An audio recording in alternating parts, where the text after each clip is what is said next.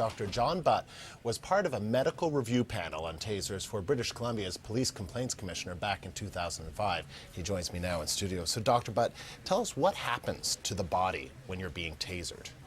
Well, the taser delivers a 50,000 volt charge. It's propelled, a couple of darts are propelled about 15 feet or so by an inert gas in a cartridge from a device that has a capacitor in it. It delivers an electrical current that is not a substantial electrical current. We're not talking about volts here, we're talking about current. And it creates an electrical problem in muscles in terms of control. So it's a takedown tool for the police. It provides pain. In fact, there is a different mode of the taser that is used more for pain induction, which is a probe device. They just replace the head of the taser. And at that point that the person is down, the police use the opportunity to handcuff them and then to go about their business so that the subject is then under control and the issues of public safety or the safety of the individual himself may be addressed. In this particular case, from the video we saw, we don't know exactly what the man was feeling, but it looked as though he was there were convulsions. It looked as though he was in extreme pain. Just from your perspective, looking at what you saw from the video, how do you see what he was going through? Well, I see it in the very beginning as a convulsive-like movement. I agree with that. The device does cause pain. The darts themselves, I don't think, cause any prolonged pain, but the original energy contact does cause pain.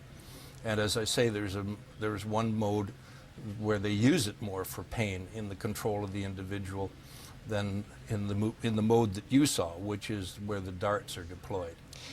We know that this man was very agitated before all of this took place. Could that have contributed, could that have compounded the problem, the pain that he suffered from? Well, the man was agitated, in my opinion. It appeared to me that he was excited. There were a couple of clues there. He appeared to be breathing quite rapidly. His movement was somewhat random, although there were a couple of purposeful movements. He seemed to wander around. So the answer to your question is yes, it could have. And these deaths have occurred without the taser. These deaths have occurred in a variety of circumstances. They've been given us by the forensic pathology community the title excited delirium deaths. They are very frequently associated with drugs of abuse that cause excitement, notably cocaine and the amphetamine group of drugs.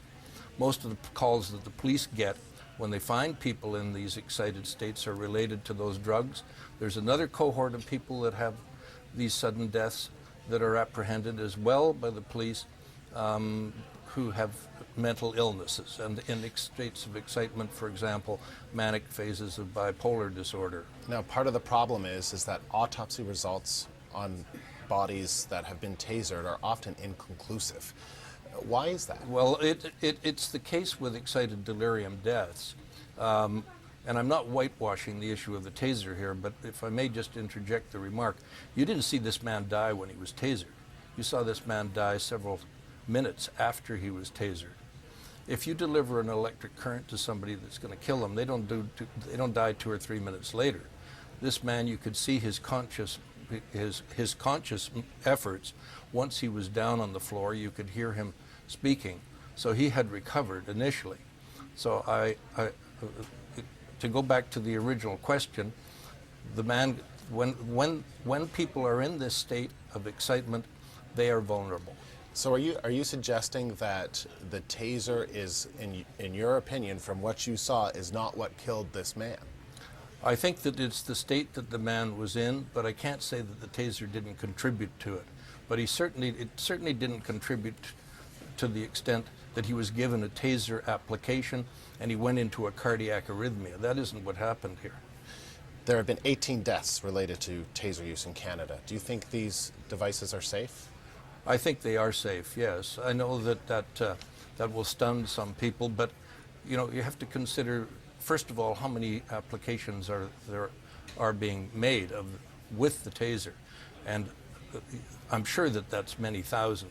There was a report recently that 8,000, but I think I would think that was understated. Dr. Beck, good to speak to you. Thank you so much. You're most welcome.